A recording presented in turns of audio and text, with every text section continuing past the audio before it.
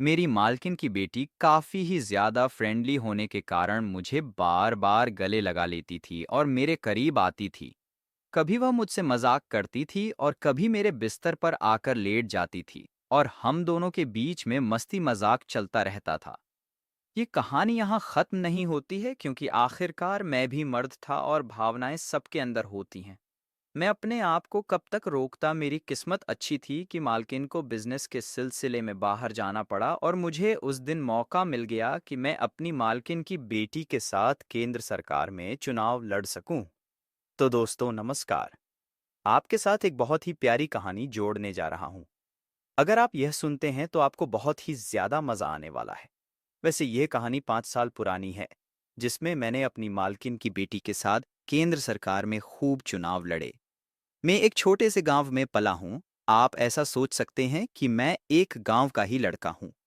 मेरी उम्र 22 साल रही होगी। मैं अपने मम्मी पापा का एकलौता लड़का हूँ। मेरे जन्म के लगभग 1 साल बाद ही मेरे पिताजी हम सबको छोड़कर चले गए। मेरी माँ ने ही मुझे पाल पोस कर बड़ा किया है, लेकिन मैं यही सोच सोच कर परेशान रहता था कि मैं अपनी माँ की इन सभी परेशानियों को कम कैसे कर सकूं और खुशहाल जीवन कैसे व्यतीत कर पाऊं। लेकिन तभी मेरी मुलाकात एक भैया से हुई, जिन्होंने मुझे लखनऊ में बड़े से मकान में नौकर का काम करने का प्रस्ताव दिया। ये प्रस्ताव सुनकर मुझे अपनी माँ का ख्याल आया और मैंने सोचा कि मुझे यह नौकरी कर लेनी चाहिए और मैं गांव को छोड़कर शहर में आ गया। भैया ने मुझे जैसा बताया था कि मुझे नौकर का काम करना है, तो जिस घर में मैं आया था वहां पर एक मैडम और उनकी बेटी दोनों रहते थे। बेटी का नाम प्रिया था और मैं उसे छोटी मेमसाब करके बुलाता था। मालकिन के पति को मरे हुए भी काफी वक्त हो चुका था। मालकिन की बेटी प्रिया, उसका लगाव मेरी तरफ काफी था क्योंकि वह अधिकतर टाइम घर में अकेली रहती थी। जब हम घर में अकेले रहते थे तो हम मस्ती मजाक किया करते थे और काफी सारे गेम्स खेलते थे और वह मेरे साथ काफी खुश रहती थी। वह हमेशा मुझे अपना दोस्त मानती थी। इसी दोस्ती के कारण वह काफी ज्यादा फ्रैंक हो गई और कभी कभी कुछ ऐसी हरकतें कर देती थी कि मैं खुद भी नहीं समझ पाता था कि आखिर वह क्या चाहती है। कभी कभी वह रात को मेरे कमरे में आ जाया करती थी और हंसी मजाक करती। मुझे भी उसके साथ हंसी मजाक करने में काफी आनंद आता था। दिखने में वह काफी खूबसूरत थी। मुझे काम करते करते काफी समय बीत चुका था। प्रिया भी काफी खूबसूरत जवान लड़की बन चुकी थी, क्योंकि समय के साथ साथ उसकी उम्र भी बढ़ती जा रही थी। यूं मान के चलिए तो सब कुछ ठीक ठाक चल रहा था, लेकिन समय के साथ धीरे धीरे चीजें बदलने लगीं और मैंने भी अपनी जवानी में आने के बाद बदलाव महसूस करना शुरू कर दिए थे। एक रात बातों ही बातों में वो मुझसे लिपट गई और अचानक से रोने लगी। मैं कुछ समझ नहीं पाया, लेकिन इतना ज़रूर जानता था कि उसके मन में कुछ न कुछ चल रहा है, जिसको वह बयान नहीं कर पा रही थी। पर मेम साहब के गले लगते ही मेरा मन बेकाबू होने लगा था और धीरे धीरे मेरे मन में भी उसे लेकर उत्सुकता बढ़ती जा रही थी। मैं बड़ी मुश्किल से खुद को संभाल पाया। उन्होंने कुछ बताया नहीं वो क्यों रो रही थी। तब वह अचानक से मेरे कमरे से जाने लगी और कहने लगी कि तुम भी मेरे कमरे में आ जाया करो। हम वहां पर खूब मस्ती मजाक करेंगे। हमेशा तुम्हारे पास चलकर आती हूँ। कभी कभी तुम्हारा मन करे तुम भी आ जाया करो। तब मैंने कहा ऐसी कोई बात नहीं है, लेकिन बड़ी मैम साहब को पता चलेगा तो शायद उनको बुरा लग सकता है, इसलिए मैं नहीं आता हूँ। प्रिया मैम साहब ने मुझे कहा कि पहले तो मैम साहब बोलना बंद करो, तुम मुझे नाम से बुला सकते हो और मम्मी का भी कोई इश्यू नहीं है। वह कुछ नहीं बोलने वाली है, तुम बेझिझक आ सकते हो। बड़ी मैम साहब की वही इकलौती बेटी थी, इसलिए वह उनका काफी ही ज्यादा ध्यान रखती थी। इस वजह से उन्होंने कभी कुछ नहीं कहा और एक यही कारण था कि वह इतना मिल पाती थी। लेकिन था तो मैं एक नौकर, इसलिए कर यही सोचकर मैं अपनी हद में रहता था। लेकिन अगले दिन प्रिया रात को मुझे अपने कमरे में बुला ले गई और कहा चलो हम लूडो खेलते हैं। और ऐसे करते करते हम खेलने लगे। इसके बाद हम मूवी देखने लगी। मैंने कहा रात को टाइम थोड़ा ज्यादा हो गया है, कल उठना भी है। उसने मेरा हाथ पकड़कर मुझे अपने बेड पर बिठा दिया और खामोश होकर बैठ गई। अपना मोबाइल में मूवी चालू की और कहा तुम्हें ये मूवी देखनी पड़ेगी। लेकिन मैंने सिर हिलाया। वह हंसने लगी और कहने लगी तुम बड़े ही क्यूट हो और तुम मेरे साथ मूवी देख सकते हो। फिर हम मूवी देखने लगे। खुद पर काबू कर पाना थोड़ा मुश्किल हो रहा था।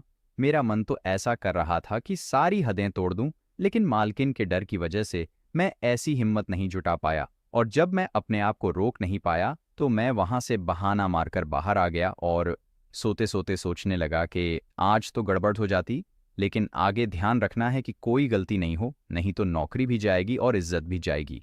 लेकिन फिर मैं सोने लगा और फिर सोचने लगा कि कभी ऐसा मौका मिलेगा तो इस मौके का फायदा जरूर उठाऊंगा और उसी दिन से मैं सिर्फ एक मौके की तलाश में था, क्योंकि अपने दिल पर काबू करना थोड़ा सा मुश्किल हो रहा था, क्योंकि छोटी मैम साहब ने जो आग जलाई थी वह अब बुझ नहीं पा रही थी।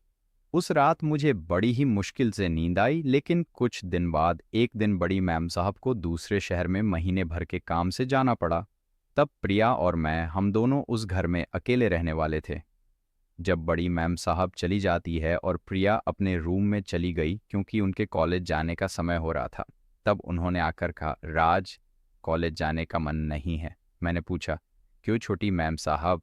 तब प्रिया ने थोड़ी देर सोचकर बोली, क्यों ना आज मैं तुम्हारे साथ वक्त गुजारूं। फिर क्या प्रिया मैम साहब ने छुट्टी मार ली और गलती से मैं उनके कमरे में चले गया। मुझे लग रहा था कि उनके दिमाग में आज कुछ और चल रहा होगा, लेकिन फिर भी मैं अपनी हिम्मत नहीं जुटा पा रहा था। तब तक छोटी मैम साहब बाथरूम से बाहर आती है और वह तौलियां लपेटे हुए थी और ऊपर हल्का सा कपड़ा ओढ़ा हुआ था। जैसे ही मैंने उनको देखा, देखकर पागल हो गया और शर्म की वजह से ऐसा बर्ताव करने लगा कि जैसे मुझे और कुछ काम है। तब वह मेरे पास आई, मेरा मुंह पकड़कर उनके सामने करके बोलने लगी, जानती हो तुम शर्मा रहे हो, लेकिन तुम्हें शर्माने की कोई आवश्यकता नहीं है। चुपके चुपके देखते हो तो चलो, आओ आज कुआं खोदकर पानी निकाल दो। अब मैं उसे उसी वक्त कहता तो भी क्या कहता, क्यों कि मैं बेकाबू हो चुका था। तब मैंने मैम साहब को गले लगा लिया। मैंने उसे बोला कि प्रिया मुझे इस दिन का बेसब्री से इंतजार कर रहा था। तो प्रिया बोली, तो फिर मुझसे इतना दूर दूर क्यों भागते हो?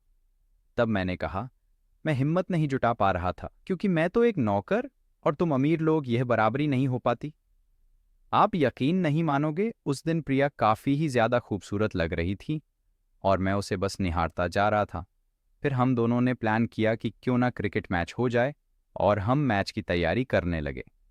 हमने खूब जमकर मैच खेला और रोज ऐसा चलता रहा, लेकिन हमारी थकान नहीं उतरती थी।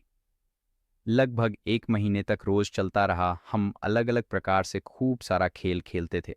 आप यकीन नहीं मानेंगे, वह एक महीना मेरी जिंदगी का ऐसा महीना था जो मैंने अपने जीवन में कभी नहीं देखा। लेकिन सबसे बड़ी खुशी की बात तो इसमें यह रही कि जब बड़ी मालकिन आई और हम दोनों के बर्ताव को जब उन्होंने देखा, वह भी हक्की बक्की रह गई।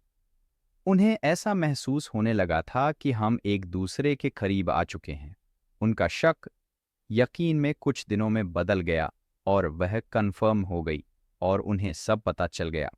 उन्होंने सोचा कि उनकी समाज में इज्जत बनी रहे, इसीलिए उन्होंने अपनी बेटी की खुशी के खातिर हम दोनों की शादी का प्लान किया।